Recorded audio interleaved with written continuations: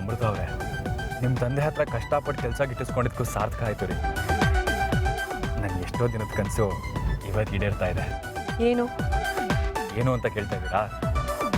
ನಿಮ್ಮನ್ನ ಈ ರೀತಿ ನನ್ನ ಕಾರಲ್ಲಿ ಕೂರಿಸ್ಕೊಂಡು ಒಂದು ರೈಡ್ ಕರ್ಕೊಂಡು ಹೋಗೋದು.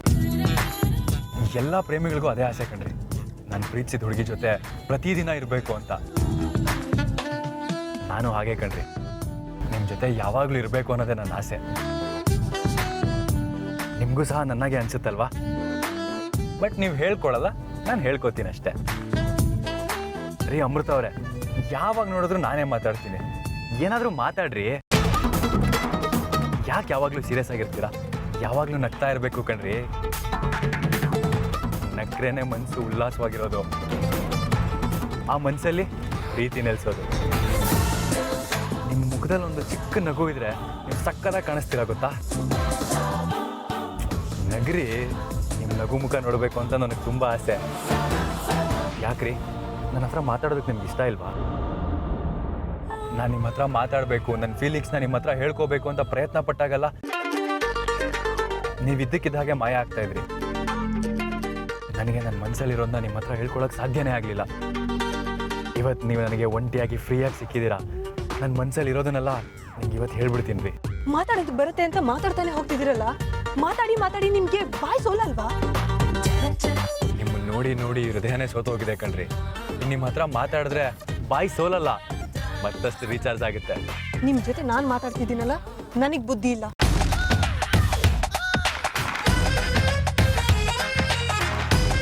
ನೋಡಿ, ಏನು ಮಾತಾಡ್ಬೇಡಿ, ಸುಮ್ಮನೆ ಇದ್ರೆ ಸರಿ. ಇವಾಗ ಅದು ಹಾಗಲ್ಲ ಅಮೃತ ಅವರೇ, ನಾನು ನಿಮ್ಮನ್ನು ತುಂಬ ಇಷ್ಟಪಡ್ತಾ ಇದ್ದೀನಿ, ನಿಮ್ಮನ್ನು ಪ್ರೀತಿ ಮಾಡ್ತಾ ಇದ್ದೀನಿ.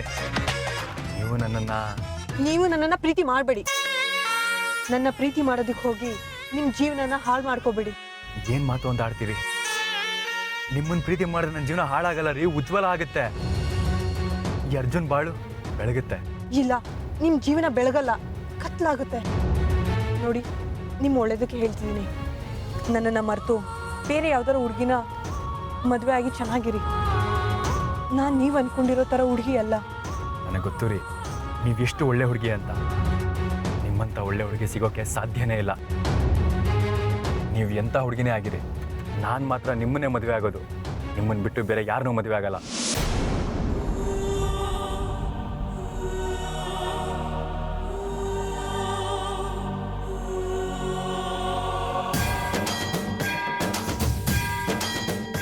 ನಿಲ್ಸಿ.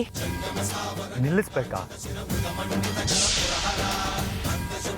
ಇಲ್ಲಿ ಯಾವುದು ದೇವಸ್ಥಾನನೇ ಇಲ್ವಲ್ಲ ನಿಲ್ಸಕ್ಕೆ? ಏನು ಪ್ರಶ್ನೆ ಮಾಡಬೇಡಿ, ಮೊದಲು ಗಾಡಿ ನಿಲ್ಲಿಸಿ.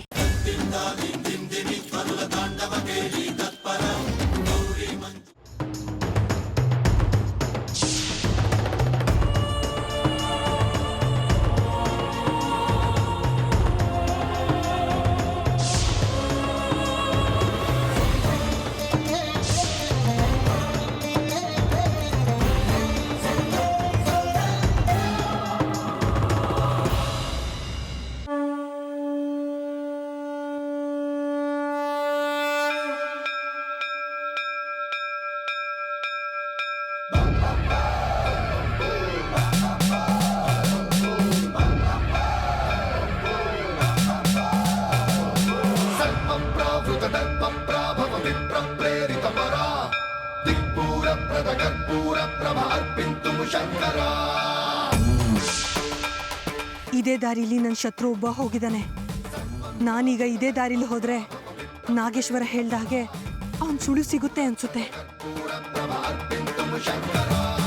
ಶಿವ ಶಿವ ಶಂಕರ ಹರ ಹರ ಶಂಕರ ಜಯ ಜಯ ಶಂಕರ ದಿಗಿರಾರ ಪ್ರಿಯ ತಾಂಡವ ಶಂಕರ ಪ್ರಕಟ ಶುಭಂಕರ ಪ್ರಳಯ ಭಯಂಕರ ದಿಗಿರಾರ. ಶಿವ ಶಿವ ಶಂಕರ ಹರ ಹರ ಶಂಕರ ಜಯ ಜಯ ಶಂಕರ ದಿಗಿರಾರ ಪ್ರಿಯ ತಾಂಡವ ಶಂಕರ ಪ್ರಕಟ ಶುಭಂಕರ ಪ್ರಳಯ ಭಯಂಕರ. ಬನ್ನಿ, ನಾವೀಗ ಆ ಕಡೆ ಹೋಗ್ಬೇಕು. ಏ ಅಮೃತ ಅವರೇ, ನೀವು ಕನ್ಫ್ಯೂಸ್ ಮಾಡ್ಕೊಂಡಿದ್ದೀರಾ ಅನ್ಕೊಂತೀನಿ. ದೇವಸ್ಥಾನ ಇರೋದು ಈ ಕಡೆ, ಆ ಕಡೆ ಅಲ್ಲ. ನೀವು ಮತ್ತೆ ಹೀಗೆ ನನ್ನನ್ನು ಪ್ರಶ್ನೆ ಮಾಡ್ತಿದ್ರೆ ನನ್ನ ಪಾಡಿಗೆ ನಾನು ನಡ್ಕೊಂಡು ಹೋಗ್ಬೇಕಾಗುತ್ತೆ. ಮತ್ತೆ ನನ್ನ ಹಿಂದೆ ಬರಬೇಡಿ. ರೀ ರೀ ಅಮೃತ ಅವರೇ, ರೀ ನಿಂತ್ಕೊಳ್ರಿ. ಶಂಕರ ಹರ ಹರ ಶಂಕರ ಜಯ ಜಯ ಶಂಕರ ದಿಗಿರಾರ ಪ್ರಿಯ ತಾಂಡವ ಶಂಕರ ಪ್ರಕಟ ಶುಭಂಕರ ಪ್ರಳಯ ಭಯಂಕರ ದಿಗಿರಾರ.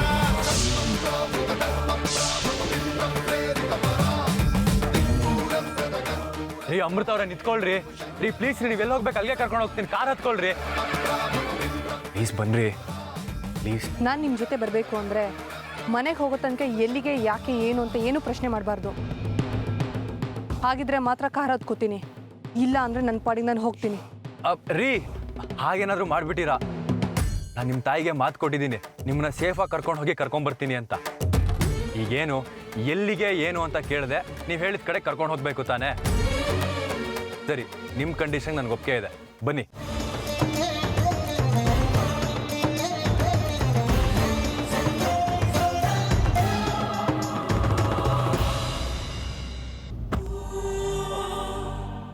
ಅಬ್ಬಾ, ಈಗ ಹೋದ ಜೀವ ಬಂದ ಹಾಗಾಯ್ತು ನೋಡಿ.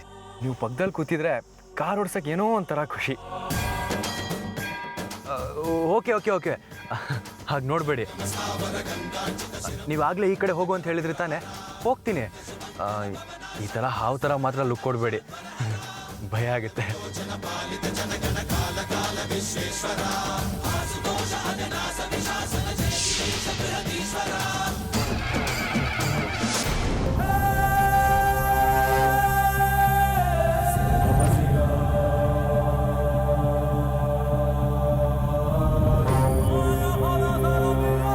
ರಾಜಿ, ನಿನಗೆ ಹೇಗೆ ಹೇಳಬೇಕು ಅಂತ ನನಗೆ ಗೊತ್ತಾಗ್ತಾ ಇಲ್ಲ ಕಣೆ.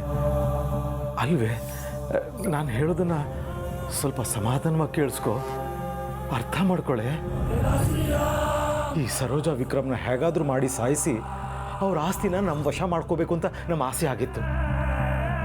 ಆದರೆ ಈ ಅಮೃತ ಅದಕ್ಕೆ ಅಡ್ಡಿ ಆಗ್ತಾ ಇದ್ಲು. ಆ ಕಾರಣಕ್ಕೆ ಈ ಅಮೃತನ ಹೇಗಾದರೂ ಮಾಡಿ ಮನೆಯಿಂದ ಓಡಿಸ್ಬೇಕು ಅಂತ ತಾನೆ ನಾವು ಹೀಗೆಲ್ಲ ಮಾಡಿದ್ದು.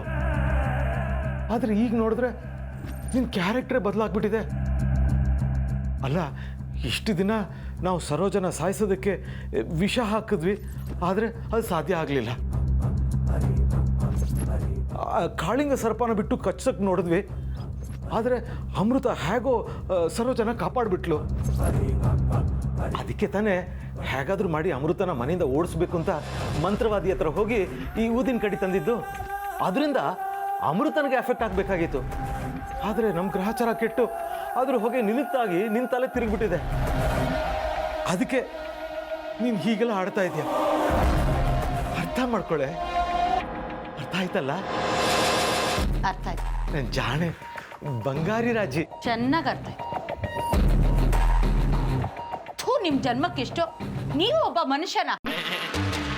ನಿಮ್ಗೇನು ಮಾನವೀಯತೆ ಅನ್ನೋದೇ ಇಲ್ವಾ? ಅಲ್ಲ ರೀ, ನೀವ್ ಎಂತ ದೊಡ್ಡ ತಪ್ಪು ಮಾಡ್ತಾ ಇದ್ದೀರಾ ಗೊತ್ತಾ? ನೀವು ಅಷ್ಟೇ ಅಲ್ಲ, ನಾನು ದೊಡ್ಡ ತಪ್ಪು ಮಾಡ್ತಾ ಇದ್ದೀನಿ. ಈಗ ನಾವು ನಮ್ಮ ತಪ್ಪನ್ನ ತಿದ್ಕೊಳ್ದೆ ಹೋದ್ರೆ ಆ ದೇವ್ರು ಕೂಡ ನಮ್ಮನ್ನು ಕ್ಷಮಿಸಲ್ಲ. ಗೊತ್ತಾಯ್ತಾ ದೇವರಾಜ್ ಅವರೇ? ಅರ್ಥ ಆಯ್ತು ರಾಜೇಶ್ವರಿ, ಅರ್ಥ ಆಯ್ತು. ಅಯ್ಯೋ, ಎಂತ ಉದ್ಬತ್ತಿ ಕೊಟ್ಬಿಟ್ಟ ಆ ಪುಣ್ಯಾತ್ಮ. ಆ ಮಂತ್ರವಾದಿ ನನ್ನ ಹೆಂಡತಿ ಕ್ಯಾರೆಕ್ಟರ್ ಬದಲಾಯಿಸ್ಬಿಟ್ಟ. ಇನ್ನು ಸ್ವಲ್ಪ ದಿನ ಇವಳು ಹೀಗೆ ನಡ್ಕೊಂಡ್ರೆ ಒಂದಲ್ಲ ಒಂದು ದಿವಸ ನನಗೆ ವಿಷ ಹಾಕಿ ಸಾಯಿಸ್ಬೋದು. ಆದಷ್ಟು ಬೇಗ ಇವಳನ್ನ ಮೊದಲಿನ ಥರ ಮಾಡಬೇಕು. ಏನು ಮಾಡಲಿ ನಾನು? ಇದನ್ನ ಹಚ್ಚಿದ್ರೆ ಮನೇಲಿ ಆಗ್ಬಾರ್ದಾಗುತ್ತೆ. ಇದರ ಪ್ರಭಾವನ ತಗ್ಸೋದಿಕ್ಕೆ ಮತ್ತೆ ನಾನೇ ಬರಬೇಕು. ಇದಾಗಿದೆಯಲ್ಲ, ಇದು ನಿಜನಾ? ನಾನೇನಾದರೂ ಹಗಲ್ಗನ್ಸ್ ಕಾಣ್ತಾ ಇದ್ದೀನ? ಎಸ್, ಅರ್ಜುನ್ ಅದು. ಇವನೇನು ಮಾಡ್ತಿದ್ದಾನೆ ಇಲ್ಲಿ? ಯಾರಿಗೆ ವೇಟ್ ಮಾಡ್ತಿದ್ದಾನೆ? ಅರ್ಜುನ್, ಅರ್ಜುನ್, ಅರ್ಜುನ್.